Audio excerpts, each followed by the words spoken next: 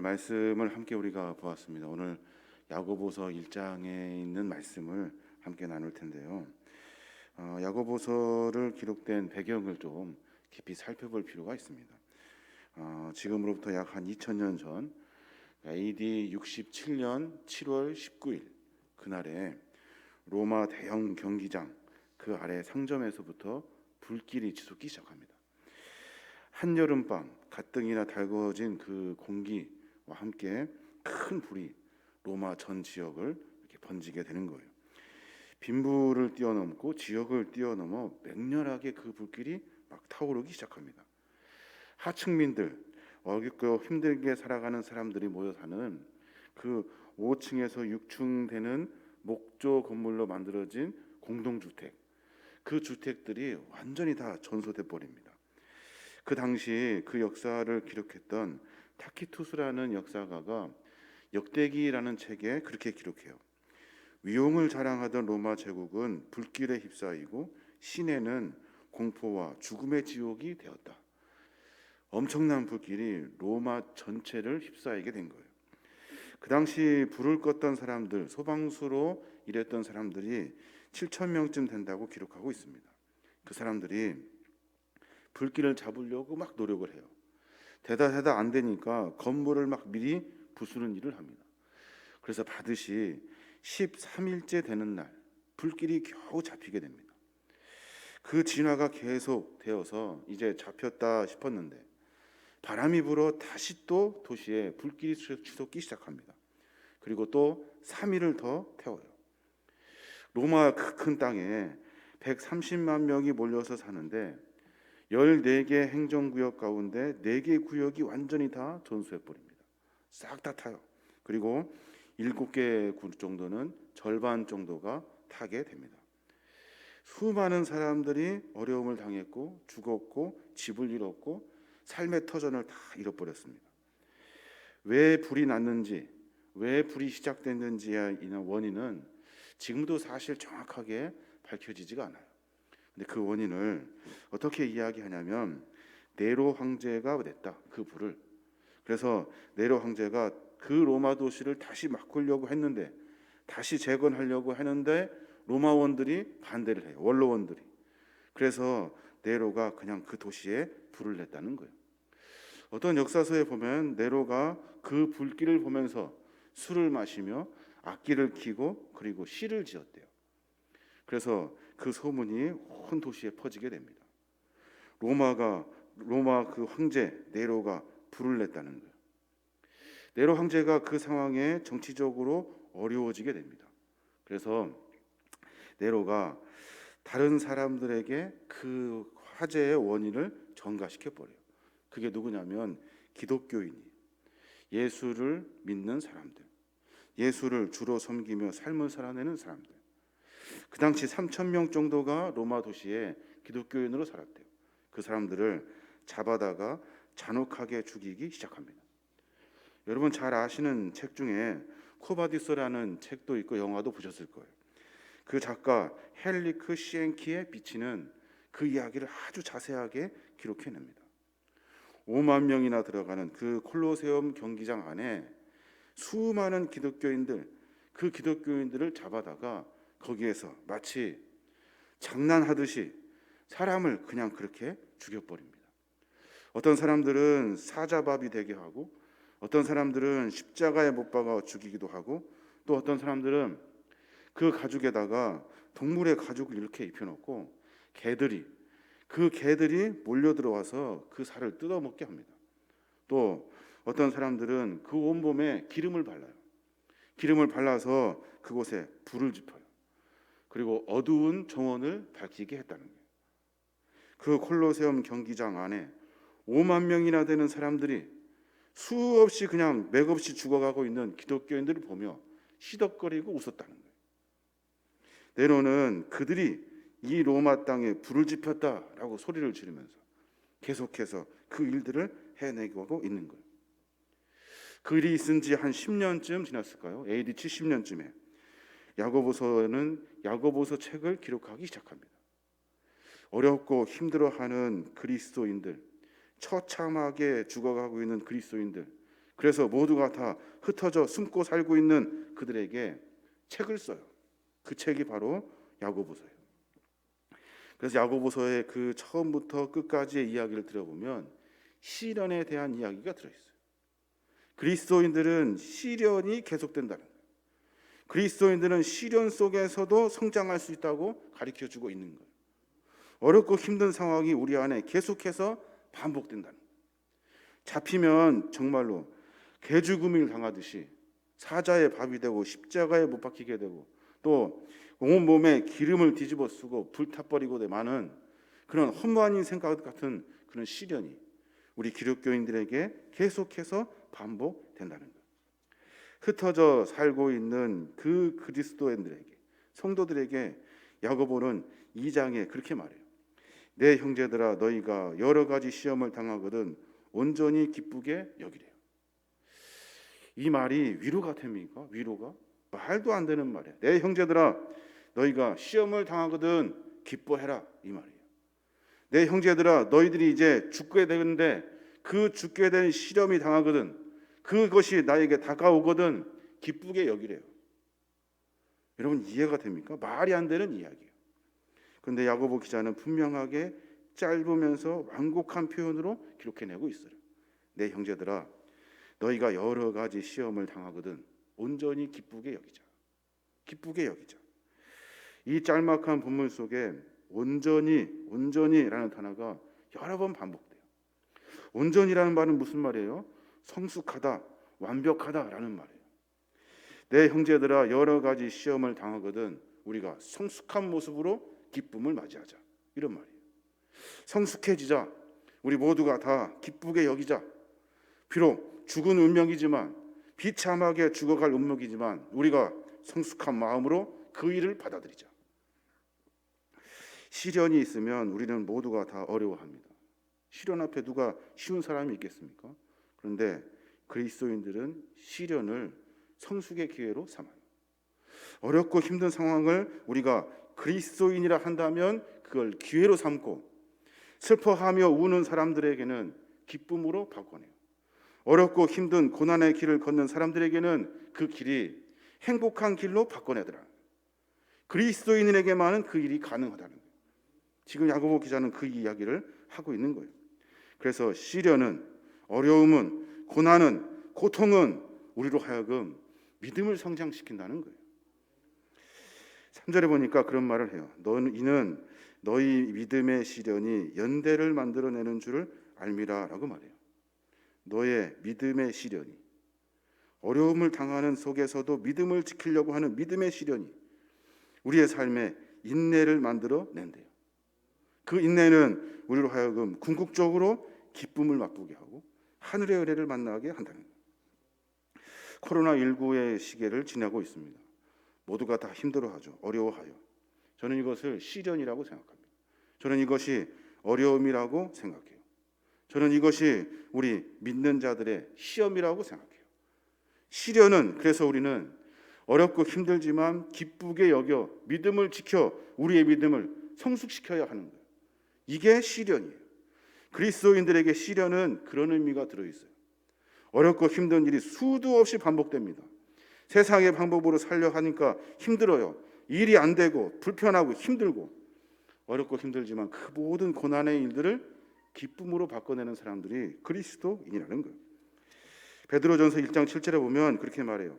너희의 믿음의 확실함은 불로 연단하여도 없어질 금보다 더 귀하여 예수 그리스도께서 나타내실 때에 칭찬과 영광과 존귀를 얻게 할 것이다 라고 말해요. 우리의 믿음의 확실함으로 살아가는 삶의 시간들은 불로 연단하여서 계속해서 달구어지는 금보다 더 귀하대요. 또 그리스도께서 우리의 그 모습을 보시고 칭찬하시고 영광을 받으시기에 합당하신 일이라는 거예요. 성도는 시련을 만났을 때 그것이 믿음의 성숙의 기회로 삼아야 하는 거예요. 근데 우리 어떻게 해요? 시련이 있으면 다 넘어져요. 어려움이 있으면 다 도망가요. 힘든 일이 있으면 다 포기해버려요. 그것은 그리스도인이 아니에요. 성도가 아니라는 거예요. 콜로세움에 잡혀가면 죽을 줄 뻔히 아는데 그것을 기쁨으로 여겨요. 사자밥이 될지 뻔히 아는데 그것을 기쁨으로 여긴대요. 어렵고 힘든 상황 가서 내가 내 자신이 없어져 버리는데 기쁘대요. 그러면서 자기 안에 있는 예수 그리스도를 깊이 마음에 품고 삶을 살아요. 이게 성도라는 거예요. 시련의 불 속에서 참된 믿음은 더 진지한 믿음으로 연단을 만들어내고, 그 진지한 믿음은 우리로 하여금 거짓의 믿음의 정체를 드러내게 하고 진짜 신앙의 삶의 길이 무엇인지 가르쳐 준다는 거예요. 어려움이 있을 때 믿음을 지켜야 하는 거예요. 시련이 있을 때 믿음을 지켜야 하는 거예요. 새벽에 모이기도 어렵고, 일하기도 어렵고, 봉사하기도 어렵고, 사명 감당하기도 어려워요. 어렵죠. 다 어렵죠. 어쩌면 그것이 시련으로 다가온다. 그때마다 우리는 어떤 마음을 가져야 하냐면, 내 믿음이 진짜인지 가짜인지 확인하는 방법, 확인하는 그런 시간이라고 삶을 받아들이는 거예요. 나는 믿음을 지킵니다. 나는 내 안에 그리스도를 품습니다. 나는 내 삶 가운데 그리스도가 드러나게 합니다. 그래서 이것이 주님의 영광이기 때문에 나는 기쁩니다. 하는 삶을 산다는 거예요. 이게 그리스도이라는 거예요. 시련은 그래서 우리로 하여금 인내하게 해요. 인내하게 한다고요. 참고 견디게 해요. 다른 사람들은 다 도망가고 두려워하고 힘들어하지만 우리 성도들은 시련을 통해서 인내함으로 삶을 살아내는 거예요. 하나님이 도와주실 것이니까 끝까지 포기하지 않고 믿음을 지켜요. 하나님이 우리와 동행하시니까 우리의 삶 가운데 하나님을 향한 믿음을 가지고 삶을 살아내는 거예요. 그 인내는 무엇을 만들어냅니까? 부족함이 없는 삶을 만들어내요. 어렵고 힘든 상황 가운데서도 믿음 지켜 인내하면 하나님은 우리에게 부족함이 없는 삶을 살게 하신다는 거예요. 4절의 말씀이 그 가르침이에요. 인내를 온전히 이루라. 이는 너희로 온전하고 구비하여 조금도 부족함이 없게 하려 함이라. 시련 가운데 도망가지 말고 버티라는 거예요. 기쁨으로 버텨라. 그러면 그 인내를 주께서 받으시고 우리의 삶 가운데 온전하고 예비해 놓으신 부족함이 없는 하늘의 은혜를 우리가 만나게 된다는 거예요. 이게 우리가 바라봐야 할 소망이에요.